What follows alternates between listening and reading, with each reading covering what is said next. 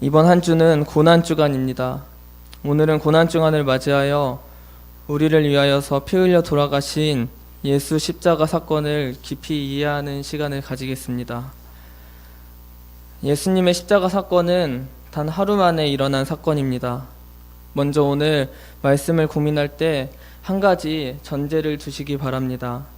그것은 예수님께서 로마의 군병들에게 체포되었는데 이 모습이 결코 비굴하지 않았음을 기억하시기 바랍니다. 예수님은 죄인처럼 수동적으로 끌려가지 않으셨습니다. 예수님은 당당하게 잡혀주고 가셨다는 그 사실을 기억하시기 바랍니다. 요한복음 18장에서 예수님께서 잡히시던 그 순간을 다른 성경보다 요한복음은 상세하게 풀어 설명하고 있습니다. 저희가 잘 알고 있듯이 가룟 유다는 예수님을 팔아 넘겼습니다. 이제 로마 군인들은 예수님을 잡으러 옵니다. 이때 예수님은 본인이 당할 일을 전부 다 알고 계셨다고 성경은 표현합니다.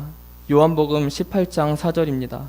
그리고 자신을 잡으러 오는 군인들에게 예수님께서는 먼저 물어보셨습니다. 너희가 지금 누구를 찾고 있느냐? 예수님께서는 오히려 먼저 질문합니다.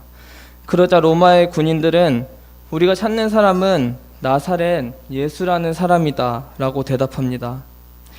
이때 예수님과 제자들이 함께 있었습니다. 여기서 우리가 생각할 수 있는 내용 중에 하나는 어떠한 반란과 또 어떠한 사건이 생기면은 주동자만 잡아가는 경우는 결코 없습니다. 그를 따르는 무리들이나 추종자들도 함께 잡아가는 것이 당연합니다. 그리고 로마의 병사들은 예수님을 잡으러 올 때 무리를 지어서 왔기 때문에 예수님과 함께 있었던 제자들을 충분히 그들은 잡아갈 수 있었습니다. 그런데 저희가 잘 알고 있는 것과 같이 예수님의 제자들은 한 사람도 잡히지 않았습니다. 예수님만 체포당했습니다. 예수님만 끌려갔습니다. 어째서 그렇다면은 로마 군인들이 예수님의 제자는 잡아가지 못했습니까? 예수님만 잡아가면 되는 것이어서 예수님만 잡아갔습니까? 다시 성경으로 돌아가겠습니다.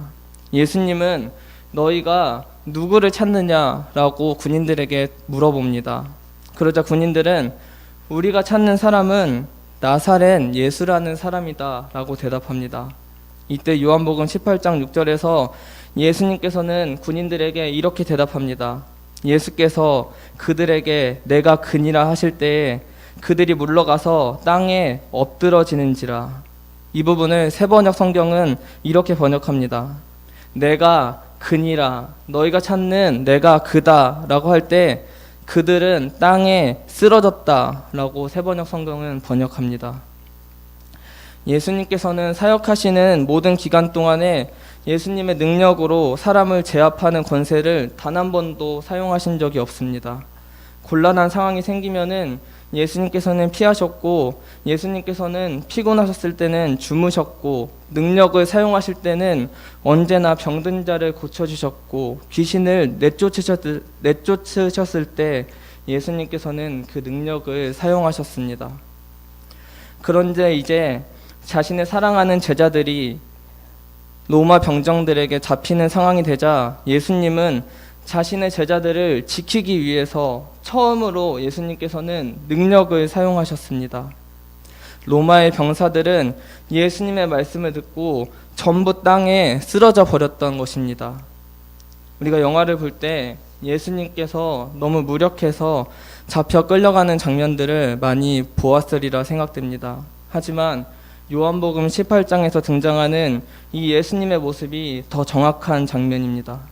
그리고 예수님께서 하신 말씀이 있습니다. 이 다음 성경 구절은 예수님이 우리를 향한 그 사랑을 느낄 수 있습니다. 너희가 찾는 사람은 나니 이 사람들을 보내주어라 라고 예수님은 말씀하십니다. 예수님의 능력을 체험한 로마 군인들은 예수님의 말씀을 거절할 수가 없었습니다. 그래서 로마 군인들은 제자들을 보내주었고 예수님만 잡아갈 수 있었습니다. 제자들은 예수님의 능력과 은혜로 그 자리를 빠져나올 수 있었고 요한복음 18장 9절에서 아버지께서 나에게 주신 사람을 나는 한 사람도 잃지 않았다라고 성경은 말합니다. 예수님께서 잡히셨던 모습은 죄인처럼 결코 잡히시지 않았습니다. 예수님은 능력이 결코 없으신 분이 아니었습니다. 예수님은 자신이 사랑하는 제자들을 전부 살려주셨고 그들을 제압할 수 있는 능력이 충분했지만 로마 군인들에게 잡혀주고 계셨다는 그 사실을 먼저 기억하시기 바랍니다. 예수님께서 결코 능력이 부족해서 또 로마 군인들이 많은 병력을 이끌고 와서 어쩔 수 없이 예수님께서 잡히신 것이 아닙니다. 예수님이 잡히신 이유는 우리의 모든 죄를 해결하시기 위해서 예수님께서는 십자가에 달려 돌아가시기 위해 예수님께서는 잡히셨다는 사실을 기억하시기 바랍니다. 예수님은 십자가에 달려 돌아가시기 전에 6번의 재판을 받으셨습니다. 이 6번의 재판은 단 하루 만에 그리고 짧은 시간에 모두 치러진 재판입니다. 예수님을 결박한 유대인들은 예수님을 처음부터 죽이기로 작정하고 여기저기 끌고 다녔지만 결코 죽일 만한 죄를 발견하지 못합니다. 그리고 오늘 저희가 읽은 본문은 마지막 6번째인 빌라도의 재판입니다. 예수님께서 이렇게 많은 재판을 받았던 이유는 유대인들이 스스로 사형 선고를 내릴 만한 힘이 결코 없었기 때문입니다. 만약 유대인들이 사형을 집행할 수 있었던 힘이 있었다면 그들은 예수님을 돌로 쳐 죽였을 겁니다. 하지만 예수님께서는 이미 모세가 광야에서 뱀을 든 것과 같이 인자도 들려야 한다는 그 말씀을 예언하셨고 예수님은 본인이 예언한 것과 같이 사형 선고를 당하게 될 것이고 모진 고난과 고통을 당하시고 우리를 위해서 십자가에 달려 돌아가실 것을 이미 알고 계셨습니다. 이제 빌라도는 마지막 재판 과정에서 유대인들을 데리고 온 예수라는 사람을 어떻게 하면 자신도 만족하고 또 유대인들도 만족하게 처리할지를 고민합니다. 저희가 읽은 성경 15절입니다. 결국 빌라도는 예수님에게 채찍질 형벌을 선택합니다. 예수님을 반쯤 죽여놓으면은 예수님의 고통을 보고 싶어하는 군중들의 갈증이 풀 수 있으리라 빌라도는 생각합니다. 예수님의 고문을 위해 사용했던 채찍은 보통 채찍이 아니었습니다. 이 채찍에는 납과 그리고 못이 달린 채찍이었습니다. 한번 내리칠 때마다 채찍을 맞은 사람은 몸이 뜯겨나가고 피가 튀고 말로 표현할 수 없는 고통을 당하는 채찍입니다. 이 채찍 형벌에 대해서는 우리가 오랜 신앙 생활을 통해서 많이 들은 적이 있고 또 이 채찍 형벌은 얼마나 위험하고 얼마나 무서운 채찍인지 우리는 잘 알고 있습니다. 저는 패션 오브 크라이스트라는 영화를 5번 정도 봤습니다. 이 영화에서 예수님의 채찍질은 많은 시간을 할애합니다. 저는 영화를 보면서 들었던 생각이 2가지였습니다. 한 가지는 이제 좀 그만 좀 하지. 그만 예수님을 때리고 차라리 예수님께서 빨리 십자가에 달려 돌아가시는 게 낫겠다 라는 생각이 들었고 예수님께서 우리를 위해 십자가에 달려 돌아가시는 것을 잘 알지만 그냥 십자가에 달려 돌아가시지 어째서 채찍질을 당하셨을까 이렇게 2가지 생각을 했던 기억이 있습니다. 우리는 영화를 보면서 또 성경을 읽고 우리가 알고 있는 지식으로는 예수님께서 당하신 채찍질은 십자가형에 가까이 가는 과정으로 생각합니다. 그런데 그것보다 더 놀라운 사실은 예수님께서 이 모진 채찍질을 당하신 분명한 목적이 있다는 것입니다. 베드로전서 2장 24절에서 예수님의 채찍질에 대해서 베드로는 말하고 있습니다. 저가 채찍질에 맞음으로 너희는 나음을 얻었나니 라고 성경은 말합니다. 이사야서 53장 5절은 그가 채찍에 맞음으로 우리가 나음을 입었도다 라고 성경은 기록합니다. 예수님께서 맞으신 채찍질로 인하여서 우리의 영혼이 회복을 얻었다는 것입니다. 예수님은 십자가 형벌을 받으러 가기 전에 빌라도의 명령 때문에 채찍질을 당하신 것이 아니었습니다. 예수님의 살이 찢기고 예수님의 피가 튀고 채찍질을 당하신 이유가 이 맞음을 통해서 우리가 나음을 얻을 수 있었기 때문이었습니다. 예수님께서 당하신 매질의 아픔은 바로 우리의 아픔이었습니다. 예수님이 피를 쏟으시고 채찍질에 맞아 온몸의 피투성이가 되심으로 우리가 나음을 얻었다는 것입니다. 예수님은 내가 맞아야 할 모든 죄와 내가 흘려야 할 모든 피를 대신 흘려주셨다는 그 말입니다. 예수님을 고문했던 군병들은 채찍질 후에 예수님을 조롱하기 위하여서 가시 면류관을 씌웁니다. 우리 17절입니다. 함께 읽겠습니다. 예수에게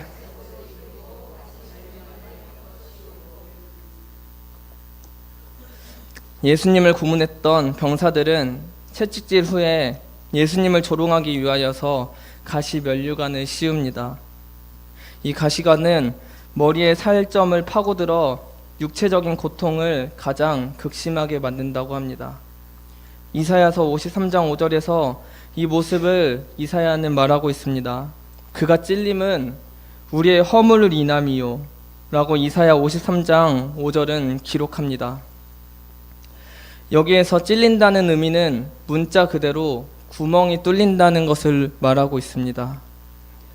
예수님께서 가시 면류관으로 머리에 찔림을 당하고 대못으로 손과 발에 못 박힘을 당하고 후에는 창으로 옆구리에 찔리는 모든 찔림을 이사야서는 말하고 있는 것입니다.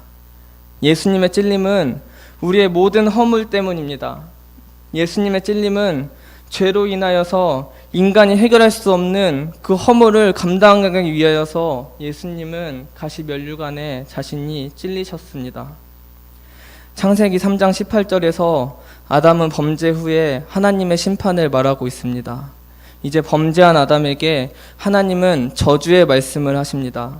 땅에 가시덤불과 엉겅퀴가 고통스럽게 할 것이다 라고 하나님은 아담에게 저주합니다. 결국 인간의 죄된 행위로 이 땅에 가시 엉겅퀴가 생기게 되었습니다. 공동 번역 성경은 이사야서 5장 5절을 이렇게 번역합니다.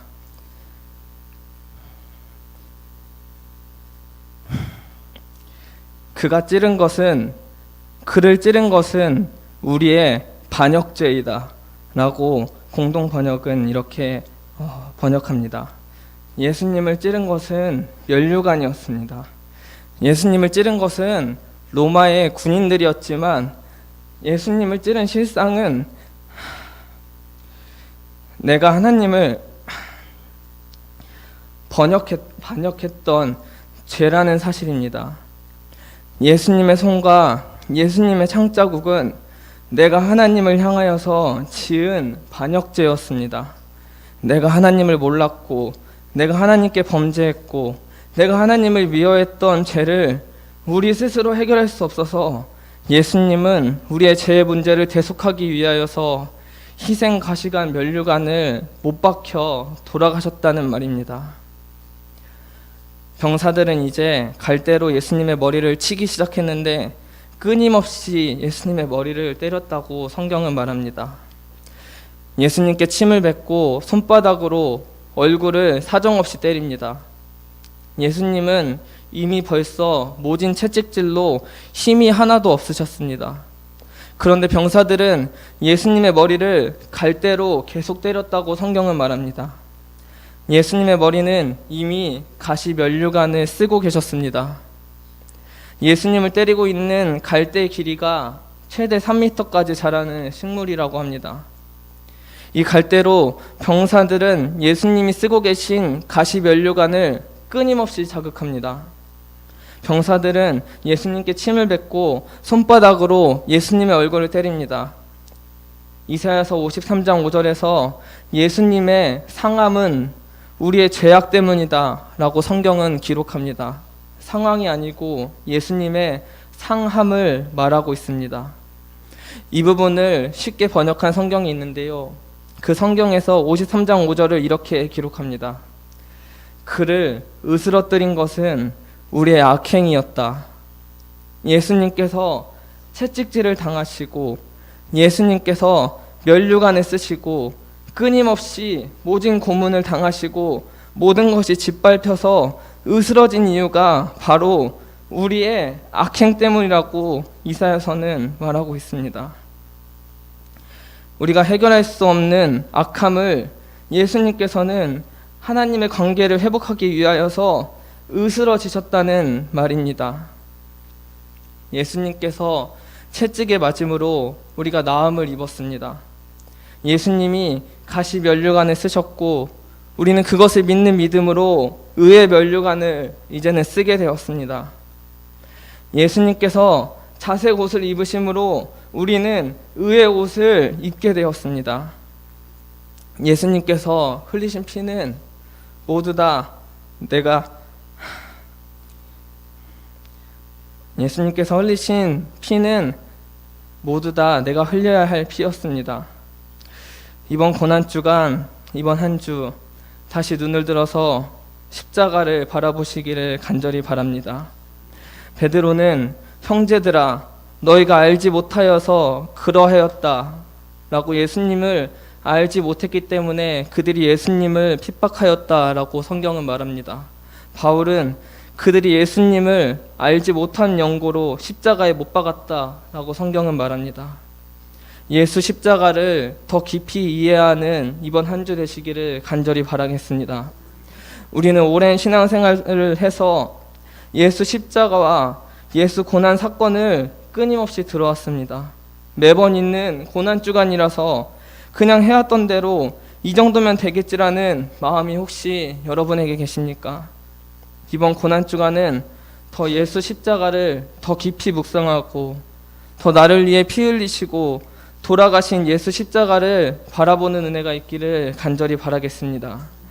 예수님께서는 결코 무능력해서 예수님께서는 결코 힘이 없어서 이 모진 고난과 수고를 당하신 게 아닙니다. 예수님께서는 무지한 우리 때문에 나 같은 죄인 때문에 우리가 해결할 수 없는 문제들이 너무나 많아서 예수님께서는 구원의 은혜를 주시기 위해서 예수님은 찢기시고 피 흘리시고 예수님께서는 십자가에 달려 돌아가셨습니다. 이 예수님의 피 흘리심과 이 예수님의 찢기심과 이 예수님의 십자가를 이번 한 주 동안 더 알아가는 은혜가 있기를 진심으로 바랍니다. 더 예수님 발 앞에 회개하는 은혜가 있기를 간절히 바라겠습니다. 더 십자가 앞에 나아가시기를 간절히 바랍니다. 한 가지 더 생각하겠습니다. 이제 그동안 몰랐던 십자가의 은혜를 처음으로 경험하는 사람을 만나게 됩니다. 이전에 없었던 십자가를 깊이 체험한 사람을 이 시간 소개하고자 합니다. 그 사람은 21절에 등장하는 구레네 사람 시몬입니다. 마가복음 15장 21절에서 등장하는 구레네 사람 시몬은 구레네 지역에서 살고 있음을 성경은 말하고 있습니다. 이 구레네라는 지역은 지금의 아프리카 리비아의 수도인 트리폴리라는 지방입니다. 이 당시 예루살렘과의 거리는 한 달 이상 걸어야 올 수 있었던 거리였습니다.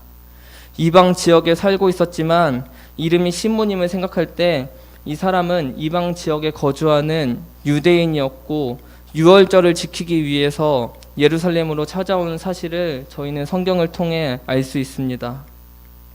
그런데 예수님께서는 너무 많이 맞으셨기 때문에 십자가를 짊어지고 골고다 언덕을 올라가실 체력이 전혀 없으셨습니다. 그래서 병사들은 알렉산더와 루포의 아버지인 이 구레네 사람 시몬을 붙잡아서 억지로 예수님의 십자가를 지게 합니다. 이 힘든 여행길에 이게 무슨 날벼락입니까? 그저 구경하는 심정으로 한 달을 달려왔는데 로마 군인들의 횡포로 그는 거절할 수 없어서 십자가를 억지로 질 수밖에 없었습니다. 이제 시몬은 생각하지도 못한 나무 형틀을 지고 골고다 언덕으로 예수님과 함께 올라가게 됩니다. 그런데 시몬이 지게 된 이 나무 형틀은 무엇입니까? 그것은 인류 구원의 정점이 될 예수님의 십자가입니다. 자신의 죄를 위하여서 피 흘려 돌아가실 예수님의 십자가였습니다. 그리고 성경은 더 이상 구레네 사람을 언급하지 않습니다. 이제 시간이 지나서 이방 선교 중심이 된 사도 바울은 로마서를 기록하며 16장 13절에서 문안 인사를 합니다. 루포와 그의 어머니에게 문안하라. 그의 어머니는 곧 내 어머니이다 라고 말합니다. 이 로마서에서 사도 바울이 문안 인사를 건넨 사람의 루포는 바로 예수님의 십자가 현장에 있다가 예수님 대신에 억지로 십자가를 졌던 바로 그 시몬의 아들이었습니다. 그리고 로마서에서 소개된 루포의 어머니는 바로 시몬의 아내입니다. 예수님의 처형으로부터 한 세대가 흘러서 시몬의 아들 루포는 사도 바울로부터 문안 인사를 받는 신앙인물이 되었습니다.